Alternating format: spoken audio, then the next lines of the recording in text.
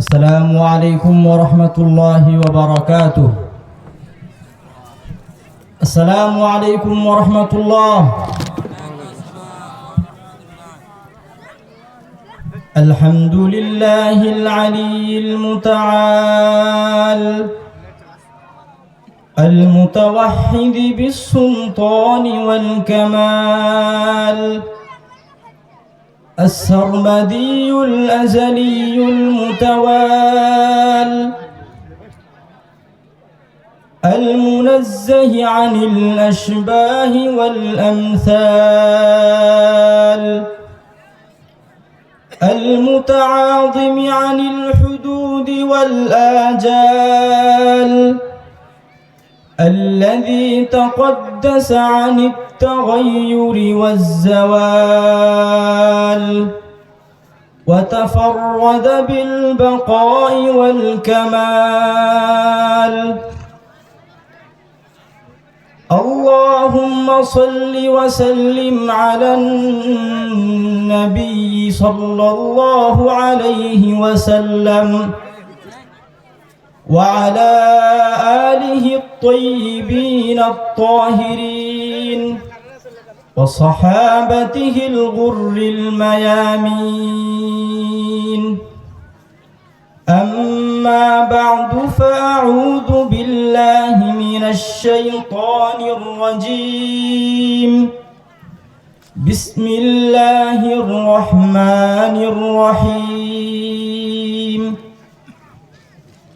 للذين استجابوا لربهم الحسنى والذين لم يستجيبوا له لو أن لهم ما في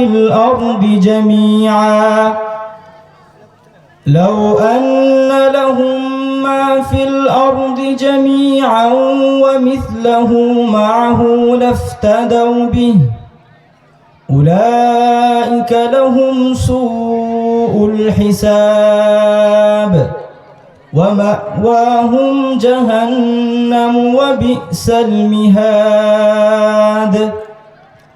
وقال النبي صلى الله عليه وسلم: نعمتان مغبون فيهما كثير من الناس، الصحة والفراغ، أو كما قال عليه الصلاة والسلام। যাবতীয় প্রশংসা সেই মহিয়ান গরিয়ান সর্বশক্তিমান রহিম ও রহমান জাতে কিবরিয়ার শানে, যে আল্লাহ সুবহানাহু ওয়া তাআলা আজকে আমাদেরকে পুটিমারি এলাকাবাসীর উদ্যোগে বিরাট একটি ইসলামী জালসায় এসে কিছু দিনই কথা বলার ও শোনার মতো তৌফিক ইনায়েত করলেন। সেই আল্লাহ রব্বুল ইজ্জতের প্রশংসা আদায় করি, সকলে বলি আলহামদুলিল্লাহ। অতঃপর দরুদ ও সালাম বর্ষিত হোক সেই মহামানবের প্রতি, যার আদর্শকে বাস্তবায়ন করাই আমাদের জীবনের একমাত্র লক্ষ্য উদ্দেশ্য।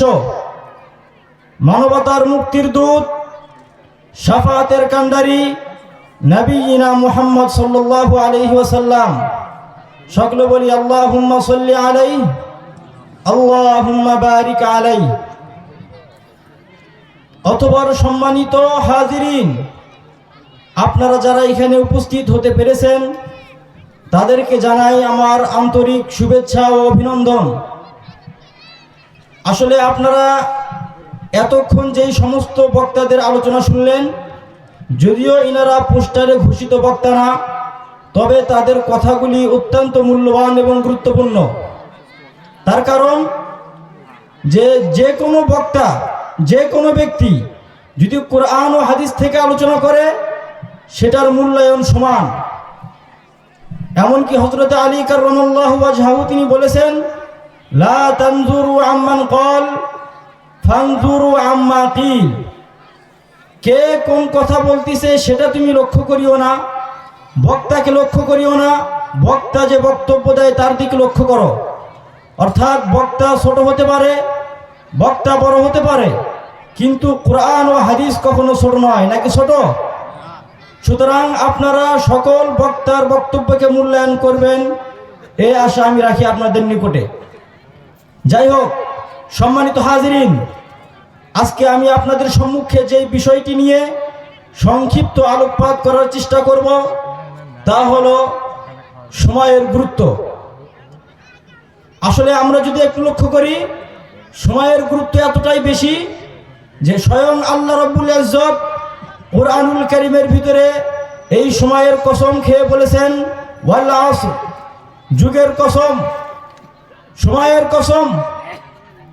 আরেকটি বিষয় আমাদের লক্ষ্য করতে হবে, তা হলো যখন আমরা কোনো কথাকে মূল্যায়ন করতে চাই, কোনো কথাকে নিশ্চিতভাবে বোঝাতে চাই, সেই সময় আমরা একে অপরকে কসম খেয়ে বলি যে আল্লাহর কসম, এই কথাটি আমি অমুককে বলি নাই, বা এই ধরনের কোনো কিছু আমরা যখন অপরকে নিশ্চিতভাবে বলতে চাই তখন আমরা একে অপরের সম্মুখে কসম খাই। কিন্তু আমাদেরকে এটাও লক্ষ্য রাখতে হবে, আমরা যখন কোনো কিছুর কসম খাবো সেটা একমাত্র আল্লাহ সুবহানাহু ওয়া তাআলার নামেই কসম খেতে হয়।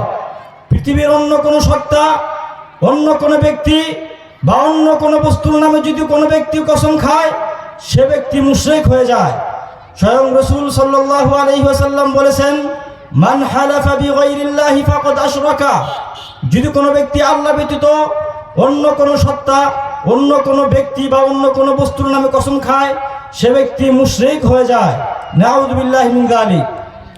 এখানে একটি বিষয় আমাদেরকে লক্ষ্য করতে হবে, আমাদের সমাজের ভিতরে যে বহুল প্রচলিত একটি ভুল, তা হলো আমরা প্রায় বলে থাকি যে মায়ের কসম, অনেকে বলে থাকি মাটির কসম।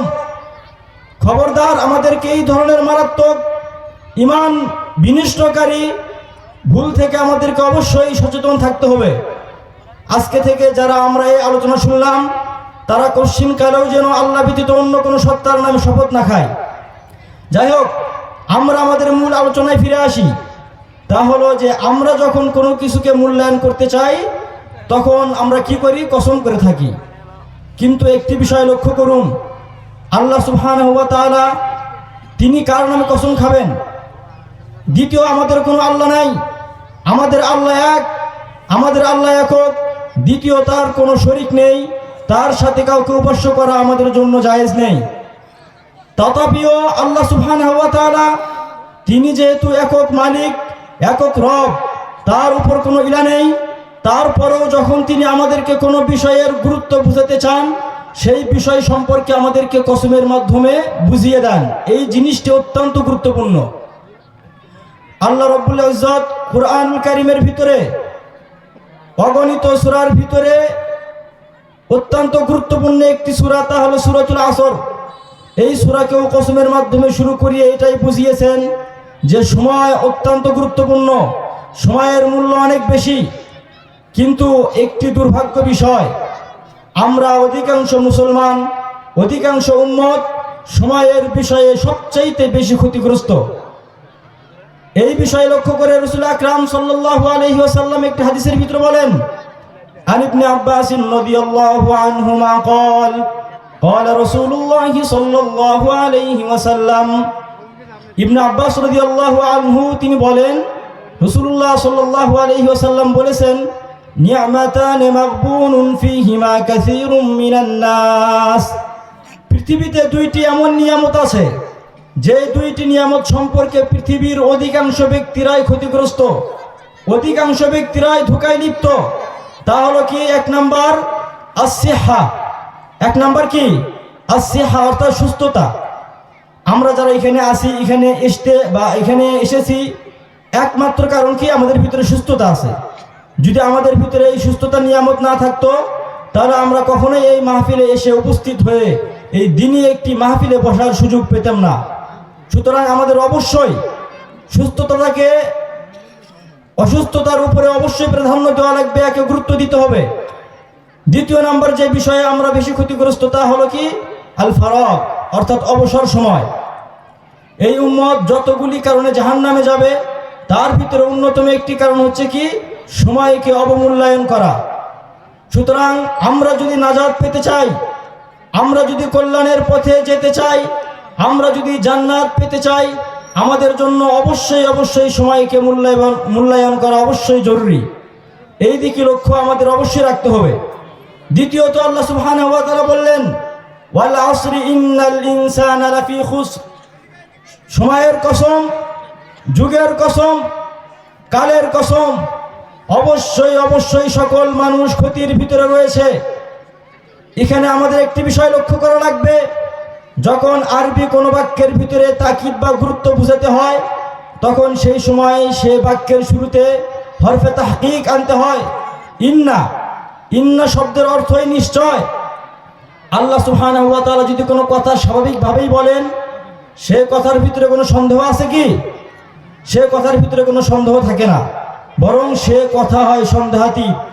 স্বয়ং আল্লাহ সুবহানাহু ওয়া তাআলা নিজেই বলেন, ইন্নাল ইনসানা লাফি খুসর। নিশ্চয় পৃথিবীর সকল মানব। এখানে আল্লাহ সুবহানাহু ওয়া তাআলা এই কথাকে আমভাবে বর্ণনা করেছেন, কাউকে এখান থেকে খাস করেননি, কাউকে এই আয়াত থেকে বাদ দেয়নি। পৃথিবীতে মানব কুলে যাদের জন্ম, তারা সকলেই ক্ষতিগ্রস্ত। কোন বিষয়ে তারা ক্ষতিগ্রস্ত? সময়ের ব্যাপারে। এই জন্য আল্লাহ সুবহানাহু ওয়া তাআলা বলেছেন, ইন্নাল ইনসানা লাফি খুসর। নিশ্চয় মানুষ রয়েছে ক্ষতির ভিতরে। আরেকটি বিষয় লক্ষণীয়, তা হলো আল্লাহ সুবহানাহু ওয়া তাআলা এখানে বলেছেন লাফি খুসর, অবশ্যই তারা ক্ষতি। আরবিতে ক্ষতি বোঝানোর জন্য অসংখ্য শব্দ ব্যবহৃত হয়, যেমন নাকি নুকসানুন, এই ধরনের শব্দ ব্যবহৃত হয়। কিন্তু আল্লাহ সুবহানাহু ওয়া তাআলা এখানে নুকসানুন এই জাতীয় শব্দ ব্যবহার না করে বললেন কি খুসর। খুসর শব্দের ব্যাখ্যা কি আমাদের জানতে হবে। তা হলো, যদি কোনো ব্যক্তি তার মূল পুঁজির ভিতরে ক্ষতিগ্রস্ত হয়, তাকে বলা হয় খুসুর। আর যদি কোনো ব্যক্তি তার মূল পুঁজি পুরোটাই নষ্ট করে, তাকে বলা হয় খুসরান। তাহলে আল্লাহ সুবহানাহু ওয়া তাআলা আমাদের যে মূল পুঁজি দিয়েছেন, আমাদেরকে যে মূল সম্পদ দিয়েছেন, তা হলো সময়। আমরা যদি এই সময়কে মূল্যায়ন করতে না পারি, তাহলে আল্লাহ সুবহানাহু ওয়া তাআলা আমাদের নিকটে যে হায়াত নামক মূল পুঁজি দিয়েছেন, তা নষ্ট করার কারণে অবশ্যই আমরা সকলেই জাহান্নামে যাব। আল্লাহ সুবহানাহু ওয়া তাআলা আমাদের সকলকে সময়ের মূল্যায়ন করে জান্নাতে যাওয়ার তৌফিক দান করুক, আল্লাহুম্মা আমিন। অতঃপর সম্মানিত তাওহীদি জনতা, আমাদেরকে এখানে আরেকটি বিষয় লক্ষ্য রাখতে হবে। পৃথিবীর সকল ব্যক্তি ক্ষতিগ্রস্ত, কিন্তু আল্লাহ সুবহানাহু ওয়া তাআলা পরবর্তী আয়াতে আবার বলতেছেন, যদি কোনো ব্যক্তি 4টি গুণে গুণান্বিত হয়, যদি কোনো ব্যক্তির ভিতরে 4টি গুণ অর্জিত হয়, তাহলে সে ব্যক্তি ক্ষতিগ্রস্ত নয়। অর্থাৎ তখন সে ব্যক্তি জাহান্নামে যাবে না, সে ব্যক্তি জান্নাতে যাবে। এই 4টি গুণ যদি আমরা আমাদের ভিতরে অর্জন করতে পারি, তাহলে আজকের এই মাহফিল সফল, তাহলে আজকের এই আলোচনা সফল, তাহলে আজকের এই বক্তব্য সফল। আর যদি এই 4টি গুণ আমাদের ভিতরে না থাকে, অবশ্যই আমাদেরকে মনে রাখতে হবে, এই ধরনের মাহফিল যদি আমরা 1000টাও করি, এই ধরনের মাহফিল যদি আমরা 1,00,000 বার শুনি, আর যদি এই 4টি গুণ আমাদের ভিতরে অর্জন না হয়, পশ্চিমকালেও আপনারা এবং আমরা কখনোই জান্নাতে যেতে পারবো না। সুতরাং আজকের মাহফিলে আমি সংক্ষিপ্ত রূপে এই 4টি গুণে আলোচনা করার চেষ্টা করব ইনশাআল্লাহ। ওমা তাওফীক ইল্লা বিল্লাহ, আলাইহি তাওয়াক্কালতু ওয়া ইলাইহি উনীব।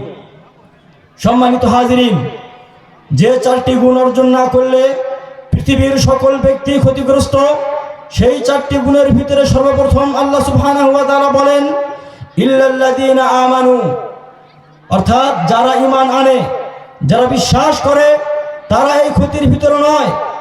এখানে একটি বিষয় আমাদেরকে লক্ষ্য রাখতে হবে, যে আল্লাহ সুবহানাহু ওয়া তাআলা এই আয়াতের ভিতরে বললেন ইল্লাল্লাযীনা আমানু, যারা ঈমান আনয়ন করে। ঈমান বলতে কি? ঈমানের সংজ্ঞা কি? ঈমানের পরিচয় কি? স্বয়ং রাসূল আকরাম সাল্লাল্লাহু আলাইহি ওয়াসাল্লাম নিজেই বলেছেন, আল ঈমানু ইকরারুম বিল লিসান। ঈমানের জন্য 3টি শর্ত। 1 নাম্বার, আপনাকে মুখে স্বীকৃতি দিতে হবে, লা ইলাহা ইল্লাল্লাহ, আল্লাহ ব্যতীত অন্য কোনো ইলাহ নেই। লা ইলাহা ইল্লাল্লাহ, আল্লাহ ব্যতীত অন্য কোনো উপাস্য নেই, আল্লাহ ব্যতীত অন্য কোনো বিধানদাতা নেই, আল্লাহ ব্যতীত অন্য কোনো মাহবুব নেই। দ্বিতীয়ত, আপনাকে যেটা করতে হবে তা হলো কি, ওয়া তাসদীকুম বিল লিসান, আপনাকে অন্তরের মাধ্যমে এটা পরিপূর্ণ বিশ্বাস করতে হবে, শুধু মুখে বললেই হবে না। আমাদের মতো যারা নামধারী মুসলিম রয়েছে, তারা শুধুমাত্র মুখে সর্বদাই বলে লা ইলাহা ইল্লাল্লাহ, কিন্তু যখন তারা কোনো বিচার চায়, তখন তারা তাগুতের নিকটে যায়। যখন তারা কোনো বিষয়ে সাহায্য চায়, আল্লাহ সুবহানাহু ওয়া তাআলার নিকটে না গিয়ে বান্দার দ্বারস্থ হয়, ঠিক কিনা? সুতরাং আমাদেরকে মনে রাখতে হবে, যদি আমরা প্রকৃত অর্থে মুমিন হতে চাই, একমাত্র আল্লাহকে রব হিসেবে মানতে হবে, একমাত্র আল্লাহকে ইলাহ হিসেবে মানতে হবে।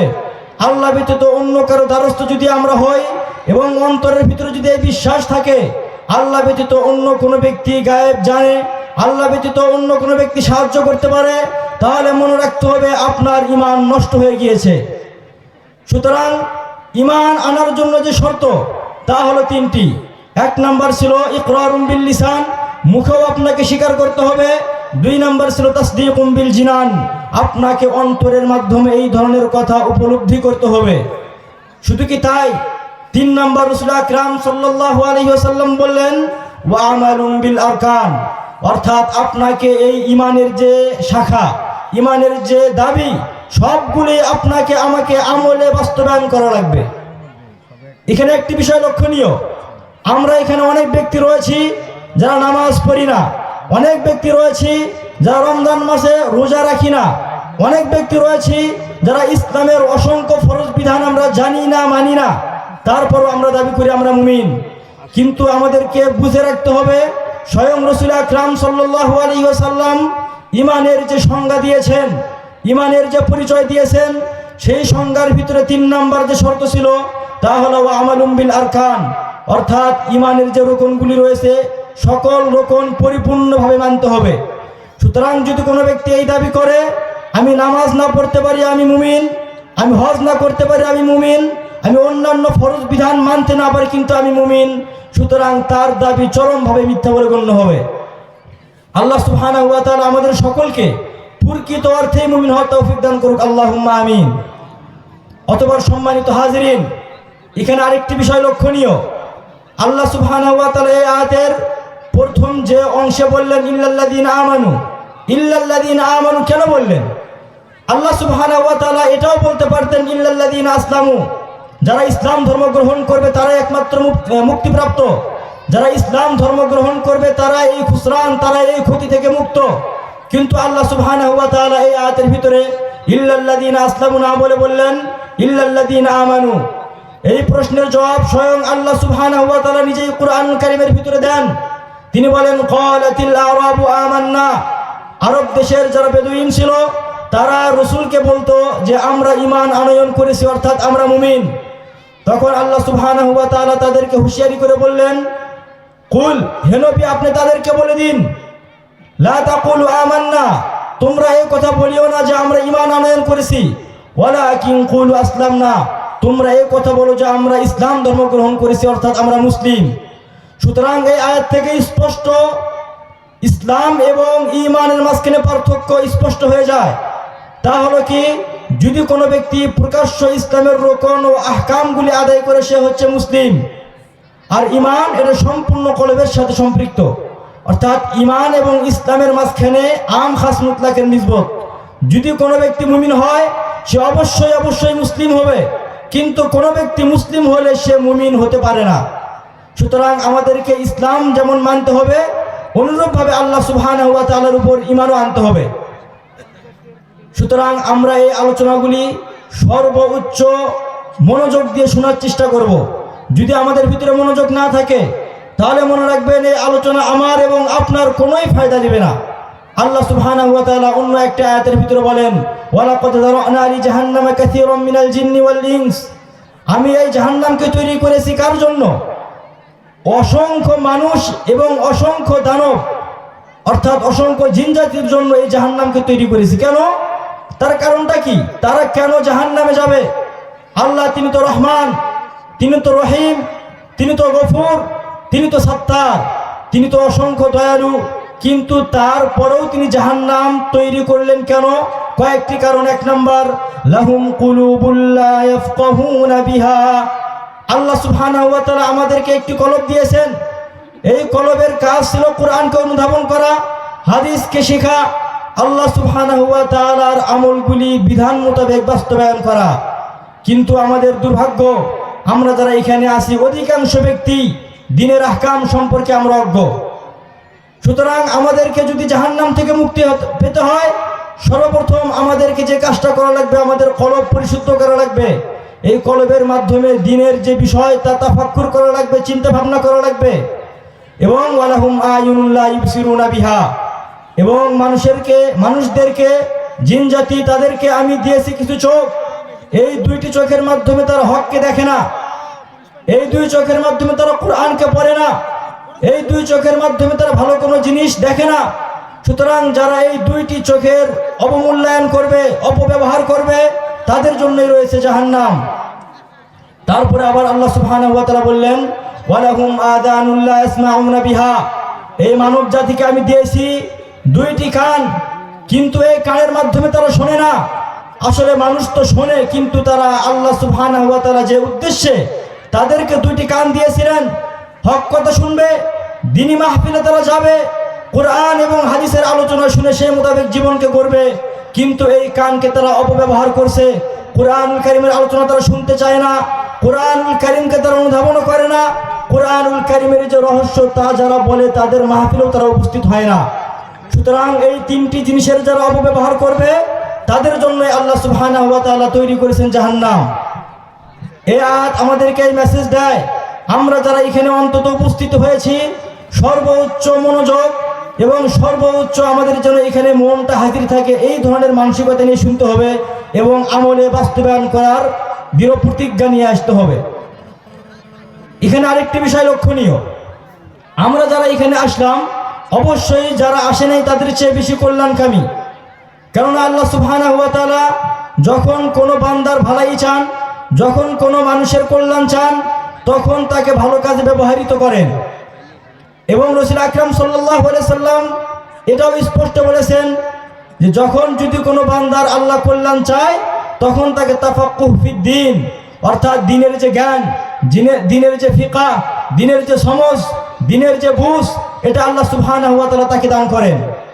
সুতরাং আমরা যারা এখানে এসে এই দ্বীনি মাহফিলগুলি শুনতে পারতেছি, তারা অবশ্যই যারা আসে না এবং যারা শুনতেছে না, তাদের চেয়ে অবশ্যই আমরা আল্লাহ সুবহানাহু ওয়া তাআলার নিকটে দামি এবং মূল্যায়ন। এখানে আরেকটি বিষয় আমাদেরকে লক্ষ্য করতে হবে, তা হলো আল্লাহ সুবহানাহু ওয়া তাআলা যখন বললেন ইল্লাল্লাযীনা আমানু, যারা ঈমান আনয়ন করে। আসলে আমরা যদি এখানে একটি বিষয় গভীরভাবে দেখি, যে আমরা অনেকেই বা ঈমান আনি ঠিক, কিন্তু ঈমান ভঙ্গের কারণ আমরা সবাই জানি না। তাহলে এই ক্ষেত্রে আমাদের যে ক্ষতি হবে তা হলো কি, যে আমরা ঈমান আনয়ন করার পরেও আমরা জাহান্নামে যাব। যদি কোনো ব্যক্তি ওযু করে, তাকে বলা হয় মুতাওয়াদ্দি, সে ওযুদার, কিন্তু সে ব্যক্তি যদি ওযু ভঙ্গের কারণ সম্পর্কে তার জ্ঞান না থাকে, তাহলে সে ব্যক্তি যেমন ওযু ভেঙে গেলেও বুঝতে পারবে না, তদ্রূপ আমরা যারা এখানে মুমিন বা ঈমানদার, যা আমরা ঈমানের দাবি করতেছি, যদি আমরা ঈমান ভঙ্গের কারণ সমূহ সম্পর্কে জ্ঞান না রাখি, অসংখ্য কারণে, অগণিত কারণে আমাদের ঈমান নষ্ট হয়ে যাবে, আমরা বুঝতেও পারবো না। সুতরাং আমাদের দ্বিতীয় দায়িত্ব, ঈমান আনয়ন করার পাশাপাশি ঈমান ভঙ্গের যেই সমস্ত কারণ রাসূল আকরাম সাল্লাল্লাহু আলাইহি ওয়াসাল্লাম বলেছেন এবং যারা ওলামা তারা যে কিতাবের ভিতরে লিপিবদ্ধ করেছেন, তা আমরা পড়ে সেই মোতাবেক আমল করা এবং ঈমান ভঙ্গের কারণ যেগুলি রয়েছে তা থেকে নিজেদেরকে সম্পূর্ণভাবে পরিহার করা। আল্লাহ সুবহানাহু ওয়া তাআলা আমাদেরকে সেই তৌফিক দান করুক, আল্লাহুম্মা আমিন। একটু বিষয় লক্ষ্য করুন, ঈমান ভঙ্গের যতগুলি কারণ রয়েছে, তার ভিতরে অন্যতম একটি কারণ যে আল্লাহ এবং তার রাসূলের পক্ষ থেকে যা কিছু প্রেরিত হয়েছে তাকে অসম্পূর্ণ মনে করা।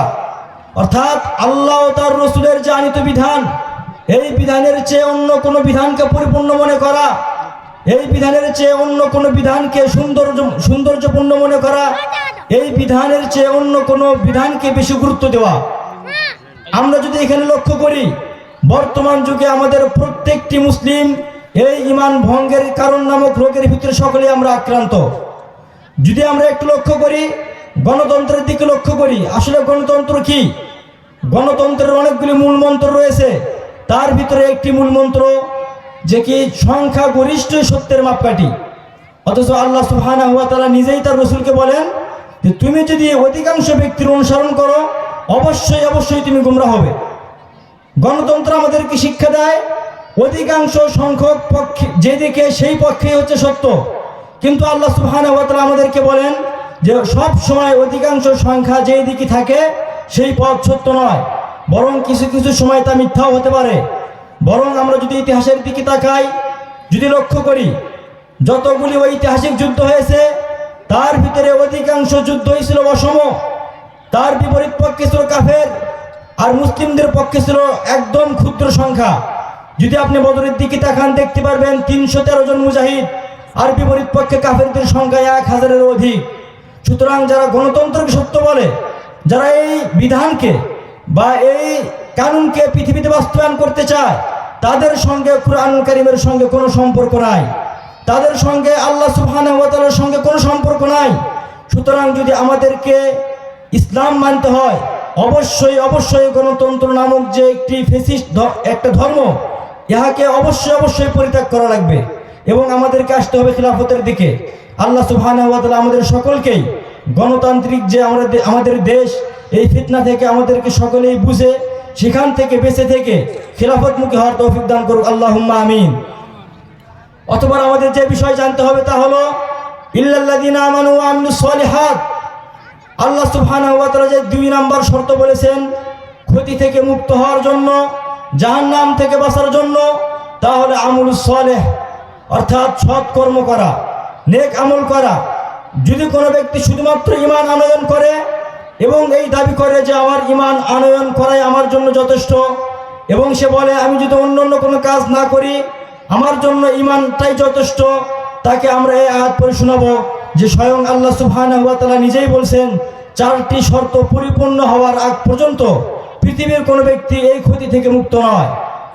এখানে আরেকটি বিষয় লক্ষণীয়, যারা আরবি ভাষা সম্পর্কে জানেন তারা অবশ্যই বুঝবেন যে এখানে আল্লাহ সুবহানাহু ওয়া তাআলা বলেছেন ইল্লাল্লাযীনা আমানু ওয়া আমিলুস সলিহাত, অর্থাৎ মাঝখানে হরফে আতফ ওয়াও এবং শব্দ ব্যবহার করেছেন যা মুতলাক জমার জন্য ব্যবহৃত হয়। অর্থাৎ এই 4টির সমন্বয়ে আপনি ক্ষতি থেকে মুক্ত হতে পারবেন। এই 4টি গুণের একটিও যদি আপনার থেকে বাতিল হয়, আপনার থেকে ছুটে যায়, তাহলে আপনি এই ক্ষতির ভিতরে নিমজ্জিত। সুতরাং আমাদেরকে বুঝতে হবে যদি এই ক্ষতি থেকে মুক্তি পেতে হয়, 2য় নাম্বার যে আমল করতে হবে তা হলো আমলুস সলিহ, নেক কর্ম করা। 3য় নাম্বার যে বিষয়, টাইম যেহেতু সংক্ষিপ্ত আমি আরো সংক্ষিপ্ত করবো ইনশাআল্লাহ। 3য় নাম্বার যে বিষয় ইল্লাল্লাযীনা আমানু ওয়া আমিলুস সলিহাত ওয়া তাওয়াসাউ বিল হক, এই বিষয়টি অত্যন্ত গুরুত্বপূর্ণ। ওয়া তাওয়াসাউ বিল হক এই শব্দের ব্যাখ্যা কি? এখানে যদি আমরা একটু শাব্দিক বিশ্লেষণ করি, যে এখানে আল্লাহ সুবহানাহু ওয়া তাআলা বলেছেন ওয়া তাওয়াসাউ, তারা পরস্পরকে ওসিয়ত করে, তারা পরস্পরকে উপদেশ দেয়। এখানে আল্লাহ সুবহানাহু ওয়া তাআলা যে শব্দটা ব্যবহার করেছেন তার মূল মধ্য হচ্ছে ওসিয়াতুন। আমরা সকলেই জানি ওসিয়ত কাকে বলা হয়, যে ওসিয়ত ওই সময়কে বলা হয় বা ওই কথাকে বলা হয় মানুষ যখন তার অন্তিম মুহূর্তকে লক্ষ্য করে, অর্থাৎ সে বুঝতে পারে যে আমি হয়তো আর পৃথিবীতে বাঁচবো না, সে বুঝতে পারে আমি হয়তো বা এর পৃথিবীতে বেশি দিন থাকতে পারবো না। সে যখন তার মৃত্যুকে উপলব্ধি করতে পারে, সেই সময় তার যে আত্মীয় স্বজন রয়েছে তাদেরকে যে গুরুত্বপূর্ণ কিছু বাক্য বলে, যে কথাবার্তা বলে, তাকে শরীয়তের পরিভাষায় বলা হয় ওসিয়ত, অর্থাৎ গুরুত্বপূর্ণ উপদেশ। আর আল্লাহ সুবহানাহু ওয়া তাআলা এখানে বললেন ওয়া তাওয়াসাউ, তারা একে অপরকে উপদেশ দিবে, অর্থাৎ ওসিয়ত করবে কিসের? বিল হক, সত্যের। এখানে আল্লাহ সুবহানাহু ওয়া তাআলা বললেন যদি কোনো ব্যক্তি এই খুসরান থেকে, এই ক্ষতি থেকে মুক্ত পেতে চায়, তাকে যে 3 নাম্বার কাজ করতে হবে তা হচ্ছে একে অপরকে হক অর্থাৎ সত্য বিষয়ের উপদেশ দেওয়া লাগবে।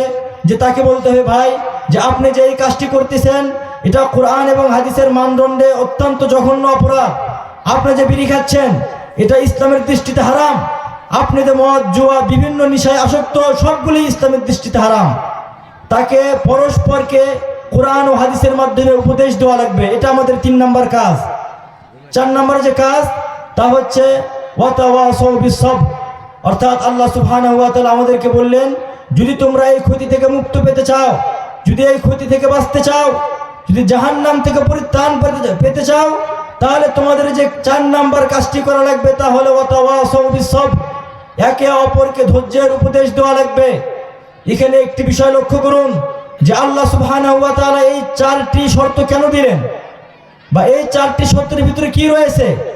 এই সূরা এতটাই জামে ও মানে, এতটাই ব্যাপক যে এই সূরা সম্পর্কে ইমাম শাফিঈ রাহিমাহুল্লাহ তাআলা তিনি বলেন যে লাউ মা উনজিলা আলা হাযিহিল উম্মতি ইল্লা হাযিহিস সূরাহ লাকাফাতহুম, যদি এই উম্মতের উপর সূরাতুল আসর ব্যতীত অন্য কোনো সূরা নাযিল করা না হতো, এই সূরা ব্যতীত যদি অন্য কোনো আয়াত নাযিল করা না হতো, শুধুমাত্র এই সূরাই নাযিল করা হতো, তাও তাদের জন্য যথেষ্ট ছিল। সুবহানাল্লাহ। তাহলে বিষয় লক্ষ্য করুন যে এই এতটুকু একটি সূরা, যার আয়াত সংখ্যা শুধুমাত্র 3টি, এই সূরাকে মুফাসসিরিনদের পরিভাষায় বলা হয় ইহদাস সুলাসিয়াতিস সালাস, অর্থাৎ কুরআনুল কারীমের ভিতরে কিছু সূরা রয়েছে যার আয়াত সংখ্যা 3টি। এই ধরনের সূরার সংখ্যা কুরআনুল কারীমে 3টি।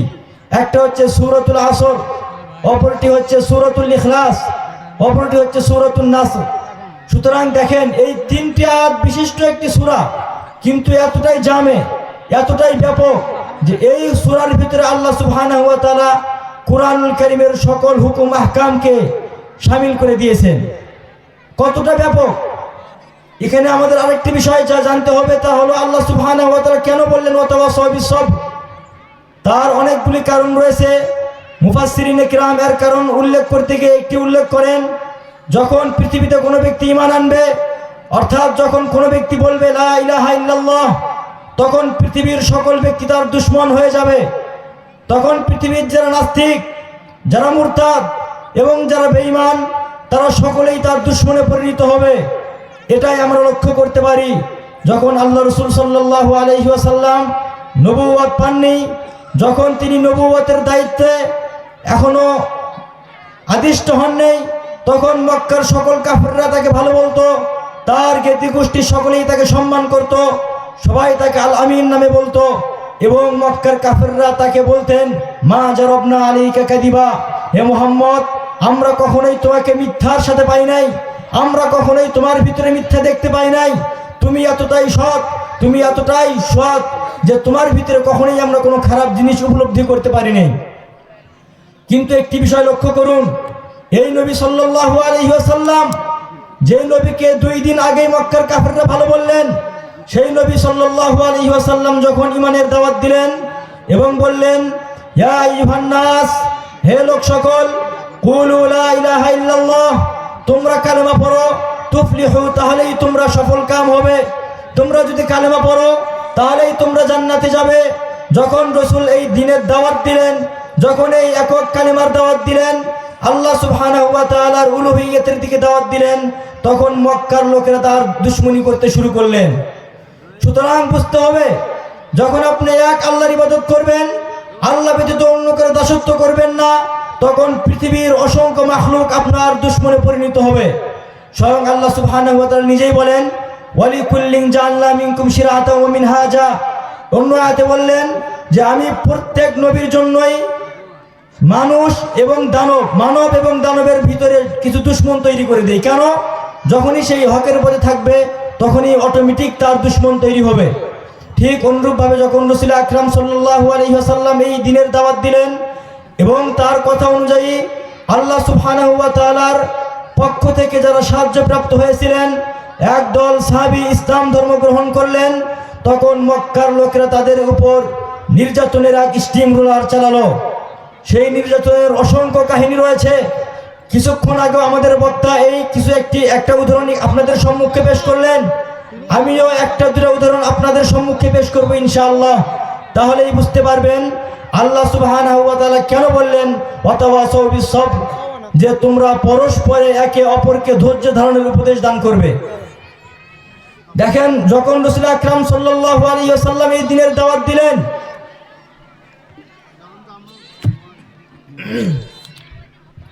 তখন যারা ইহুদি, যারা নাসারা এবং যারা মক্কার মুশরিক সকলেই তার শত্রুতে পরিণত হলো। কিন্তু দুর্ভাগ্য যে সেই সময় মুসলিমদের সংখ্যা ছিল অত্যন্ত নগণ্য, একদম কম, তারা তাদের বিরুদ্ধে লড়াই করার মতো সক্ষমতা রাখত না, যার কারণে তারা গোপনে গোপনে ইসলামের দাওয়াত প্রচার করলো। কিন্তু যখন রাসূল আকরাম সাল্লাল্লাহু আলাইহি ওয়াসাল্লাম একটু স্বাবলম্বী হলেন এবং মুসলিমরা দিনে দিনে ইসলামের দিকে আসতে শুরু করলেন, কাফেররা দলে দলে ইসলাম ধর্ম গ্রহণ করতে লাগলেন, তখন রাসূল আকরাম সাল্লাল্লাহু আলাইহি ওয়াসাল্লাম বিভিন্ন যুদ্ধ পরিচালনা করলেন।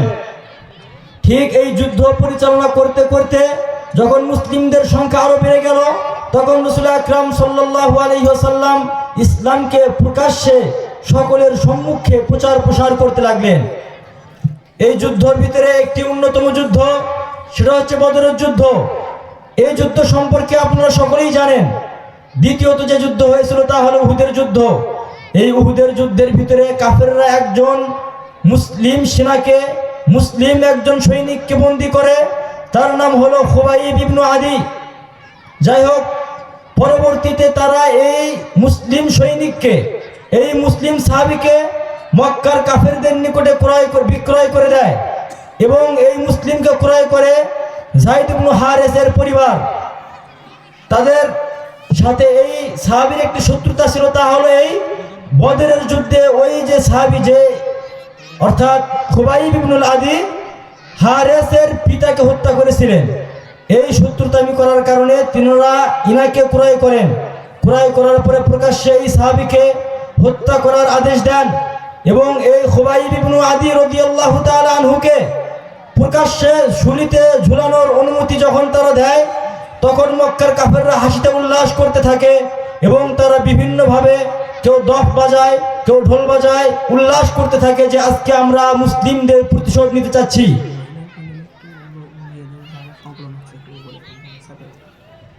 আচ্ছা, একটি বিষয় লক্ষ্য করুন, মহিলা প্যান্ডেলে অসংখ্য মা বোনেরা এসেছেন আলহামদুলিল্লাহ।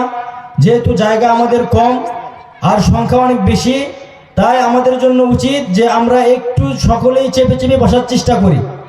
আল্লাহ সুবহানাহু ওয়া তাআলা নিজেই বলেন, ওয়াইদা কিলা লাকুম তাফাসসাহু ফিল মাজালিস ফাফসাহু ইয়াফসাহিল্লাহু লাকুম। যখন তোমাদেরকে বলা হয় যে মজলিসের ভিতরে তোমরা একে অপরের জন্য জায়গা প্রশস্ত করো, তখন তোমরা প্রশস্ত করে দাও।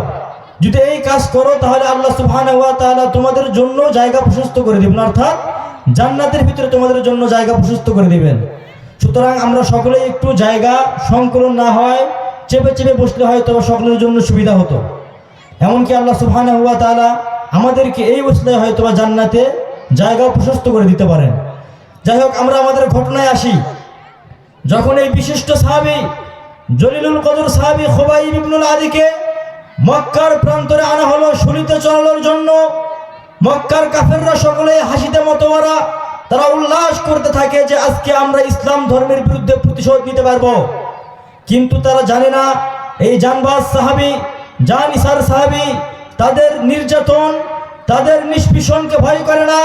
তার কারণ তারা জানে যখন তারা ইসলাম ধর্ম গ্রহণ করেছে তাদের কোনো লয় নাই, তাদের কোনো ক্ষয় নাই। তারা মরলে শহীদ, তারা যদি বাঁচে তাহলে তারা গাজী হবে। যাই হোক, পরস্পর যখন কাফেররা একে অপরকে উল্লাস করতে থাকে, তখন হযরত খুবাইব রাদিয়াল্লাহু তাআলা আনহু তাদের নিকট থেকে অনুমতি চায় যে তোমরা যদি আমাকে অনুমতি দাও তাহলে আমি আমার এই শুলিতে চড়ার আগে 2 রাকাত সালাত পড়তে চাই। মুআররিখিনগণ বলেন, সালাত অর্থাৎ ফাঁসির কাস্টে ঝুলন্ত হওয়ার আগে অথবা শুলিতে চড়ার আগে যে 2 রাকাত নামাজের বিধান সর্বপ্রথম জারি করেন এই বিশিষ্ট সাহাবী খুবাইব ইবনে আদি রাদিয়াল্লাহু তাআলা আনহু। তখন যখন তাদের থেকে অনুমতি পেলেন, তিনি তিনার ফাঁসির কাস্টে ঝোলার আগে 2 রাকাত নামাজ পড়লেন। নামাজটা অত্যন্ত সংক্ষিপ্ত করলেন এবং মক্কার যারা কাফের ছিলেন তাদেরকে তিনি বললেন, ওহে মক্কার কুফার, তোমরা যদি আমার উপর এই ধারণা না করতে যে আজকে আমি এই নামাজকে দীর্ঘ করছি তোমাদের মৃত্যুর ভয়ে, অবশ্যই অবশ্যই আমি আমার এই সালাতকে দীর্ঘ করতাম। অবশ্যই আমি আমার সালাতের ভিতরে বেশি তারতিল এবং বেশি তাদিল আর কান করতাম। কিন্তু তোমরা যেন আমার উপর এই ধারণা এবং এই বদজন করতে না পারো, কুধারণা করতে না পারো, এই জন্য আমি আমার নামাজকে অত্যন্ত সংক্ষিপ্ত করলাম। যখন তিনি 2 রাকাত নামাজ পড়লেন, মক্কার কাফেররা তার কাছে আসলেন। যারা রইস ছিলেন, যারা নেতা ছিলেন, তাকে একটি সুযোগ দিলেন। তাকে বললেন, হে খুবাইব ইবনে আদি, তুমি শুধু একটি মাত্র কথা বলো। সেই কথাটা কি? যে মুহাম্মদ সাল্লাল্লাহু আলাইহি ওয়াসাল্লাম তোমার স্থানে থাকুক, এটা তুমি পছন্দ করো। তাওয়াদ্দু আন ইয়াকুনা মুহাম্মাদুন মাকানাক, তুমি শুধু এই কথাটা বলো যে তুমি ভালোবাসো যে মুহাম্মদ সাল্লাল্লাহু আলাইহি ওয়াসাল্লাম তোমার স্থানে আসুক, অর্থাৎ আজকে মুহাম্মদকে শুলিতে চড়ানো হোক, এইটাকে তুমি ভালোবাসো। তখন সেই জানিসার সাহাবী, সেই বীর সাহাবী উত্তর দিলেন যে আমি আমার পরিবারের নিকটে ফিরে যাব এটা দূরের কথা, আমি এই কথা বলবো তো দূরের কথা, আমি এটাও ভালোবাসি না যে আইয়ু খোদা মুহাম্মদ বিশাউকাতিন আইয়ু শাকা বিশাউকাতিন, যে মুহাম্মদের পায়ের ভিতরে একটি কাঁটা বিদ্ধ হবে, আমি এটা বরদাস্ত করতে পারবো না।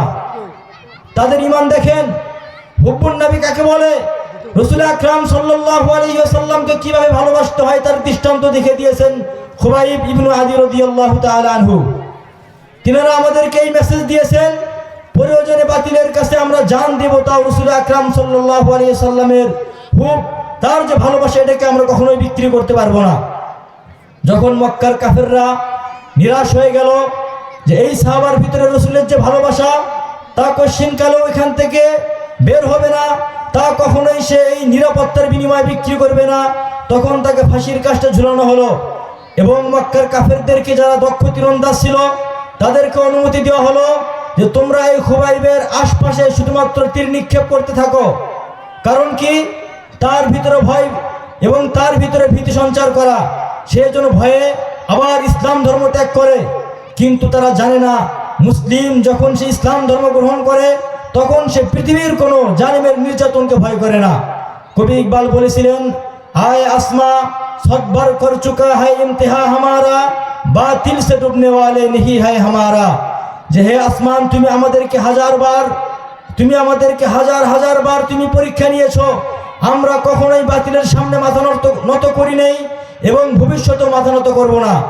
যখন তারা তার আশেপাশে বিভিন্ন দিক থেকে তীর নিক্ষেপ করতে থাকেন, তার ঈমান আরো উজ্জীবিত হয় এবং তিনি আসমানের দিকে মাথা তাকিয়ে বলেন, আল্লাহুম্মা আহসিহিম আদাদা, হে আল্লাহ যারা আজকে আমার উপরে এই জুলুম করতেছে তুমি তাদেরকে এক একটা করে গুনে রাখো, ওয়াকতুলহুম বাদাদা, এবং তাদের প্রত্যেককে তুমি হত্যা করো, ওয়ালা তুগাদির মিনহুম আহাদা, এবং তাদের ভিতরে কেউ যেন এই জুলুম থেকে অর্থাৎ তোমার আযাব থেকে যেন কেউ রক্ষা না পায়। সেই যে একটা ইতিহাস, এই ইতিহাস থেকে আমাদের অনেক কিছু শিক্ষণীয়। এবং তিনি আরেকটি কথা বলেছিলেন, আল্লাহুম্মা ফাশহাদ, হে আল্লাহ তুমি সাক্ষী থাকো, কদ বাল্লাগনা রিসালাত রাসূলিক, আমি আপনার যে রাসূলের রিসালাত ছিল তা লোকদের নিকটে পৌঁছে দিয়েছি। ফাবাল্লিগহুল গাদাতা মা ইসনাউ বিনা, তুমি আগামী যে প্রজন্ম, আগামী যে যুবক রয়েছে, যে আগামী যে মুসলিম সমাজ, তাদেরকেও এই সংবাদ তুমি পৌঁছিয়ে দিও যে ইসলাম ধর্ম মানার কারণে আমাদের উপর কত বেশি নির্যাতন করা হয়েছে। সুতরাং সেই ইতিহাস আমাদেরকে ভুলে গেলে চলবে না। মাকতালে খুবাইব আমাদেরকে শিক্ষা দেয়, প্রয়োজনে আমাদেরকে বুক পেতে মানুষের গুলি সহ্য করতে হবে, প্রয়োজনে ফাঁসির কাস্টে ঝুলতে হবে, প্রয়োজনে শুলিতে বিদ্ধ হতে হবে, কিন্তু কোনো অবস্থাতেই আমাদেরকে ঈমান বিক্রি করা যাবে না, ঠিক কিনা? সুতরাং আজকে যারা রাসূল আকরাম সাল্লাল্লাহু আলাইহি ওয়াসাল্লামের ভালোবাসার দাবিদার, যারা তাকে ভালোবাসা এই দাবি করি কিন্তু তার কোনো আদর্শ আমাদের ভিতরে নাই, তাদেরকে বলতে চাই রাসূলের ভালোবাসা শুধুমাত্র মুখে বললে হয় না, রাসূলের ভালোবাসা কাজে বাস্তবায়ন করতে হয়। তারা যেভাবে রাসূল আকরাম সাল্লাল্লাহু আলাইহি ওয়াসাল্লামকে ভালোবেসেছেন সেইভাবে আমাদেরকেও ভালোবাসতে হবে। কিন্তু দুঃখজনক হলেও সত্য, আজকের যে মুসলিম সমাজ রাসূল আকরাম সাল্লাল্লাহু আলাইহি ওয়াসাল্লামের আদর্শের বহির্ভূত কাজ করে, তারা রাসূল আকরাম সাল্লাল্লাহু আলাইহি ওয়াসাল্লামের আদর্শ জানে না। আজকে তারা কোরআন ও হাদিসকে পরিহার করে হাতে নিয়েছে কোরআন এবং হাদিসের পরিবর্তে অ্যান্ড্রয়েড ফোন। তাদেরকে যদি বলা হয় 10 জন সাহাবীর নাম বলতে পারবে না। তাদেরকে যদি বলা হয় 10 জন আশারায়ে মুবাশশারা যারা জান্নাতের সুসংবাদ পেয়েছেন তাদের নাম বলতে পারবে না। তাদেরকে যদি বলা হয় কোরআন ও হাদিসের জবরদস্ত কিছু মুফাসসিরিনদের নাম বলতে পারবে না। কিন্তু তাদেরকে যদি বলা হয় বর্তমান বিশ্ব চ্যাম্পিয়নকে তারা বলতে পারবে। তাদেরকে যদি বলা হয় খেলোয়াড়দের নাম তারা বলতে পারবে। তাদেরকে যদি বলা হয় বর্তমান বিশ্বে কে কোন পদে আছে তা তারা বলতে পারবে। কিন্তু দুঃখজনক হলেও সত্য, ইসলামের যে গৌরবময় ইতিহাস, এই ইতিহাস থেকে আমরা সকলেই গাফেল, বিশেষ করে যারা যুবক তারা আরো বেশি গাফেল। সুতরাং যুবক ভাইদেরকে আমি লক্ষ্য করে কয়েকটি কথা বলতে চাই। রাসূল আকরাম সাল্লাল্লাহু আলাইহি ওয়াসাল্লাম তার হাদিসের ভিতরে বিভিন্নভাবে যুবকদেরকে ইসলামের দিকে আকৃষ্ট করেছেন। তার ভিতরে একটি হাদিস, আইয়ুহান নাস ইগতানিম খামসান ক্বাবলা খামসিন, হে দুনিয়ার সকল লোক, তোমরা পাঁচটি জিনিস আসার আগেই মূল্যায়ন করো। তার ভিতরে একটি বলেছিলেন যে ইগতানিম শাবাবাকা ক্বাবলা হারামিক, তুমি তোমার যৌবনকালকে বৃদ্ধ আসার আগেই, বার্ধক্য আসার আগেই তুমি একে মূল্যায়ন করো। যৌবনকালকে মূল্যায়ন করতে হবে। এমনকি রাসূল আকরাম সাল্লাল্লাহু আলাইহি ওয়াসাল্লাম অপর একটি হাদিসে আরো গুরুত্ব দিয়ে বলেন, লা তাজুলু কদামা আবদিন ইয়াউমাল কিয়ামাহ হাত্তা ইসআলা আন খামসিন, কিয়ামতের দিন মানুষের পাও পাঁচটি প্রশ্নের উত্তর দেওয়ার আগ পর্যন্ত এক চুল পরিমাণ সরাতে পারবে না। তার ভিতরে এক নাম্বার আন উমরিহি ফিমা আফনা, তার জীবন সম্পর্কে তাকে প্রশ্ন করা হবে, এই যৌবন সে কোন কাজে ব্যয় করলো। দ্বিতীয়ত তাকে জিজ্ঞাসা করা হবে আন শাবাবিহি ফিমা আবলা, তার যৌবনকাল সম্পর্কে। একটি বিষয় লক্ষ্য করুন যে মানুষের জীবনের ভিতরে যৌবনকাল রয়েছে, তারপরে রাসূল আকরাম সাল্লাল্লাহু আলাইহি ওয়াসাল্লাম যৌবনকালকে গুরুত্ব দেওয়ার জন্য দ্বিতীয়বার আবার বললেন।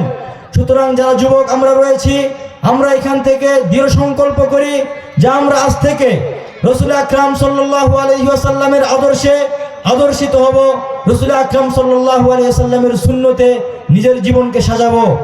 কে কে পারবে হাত তোলেন দেখি ইনশাআল্লাহ। আল্লাহ সুবহানাহু ওয়া তাআলা আমাদের সকলকে তৌফিক দান করুক, আল্লাহুম্মা আমিন। আজকে মুসলিমদের যে অবস্থা, মুসলিমদের যে আজকে কৃষ্টি কালচার, এই সকল ব্যবহার দেখে, আমাদের তাহজিব তামাদ্দুন দেখে শুধু মুসলিম নয়, যারা কাফের, যারা মুশরিক এবং যারা বেঈমান, তারা পর্যন্ত লজ্জা পায়।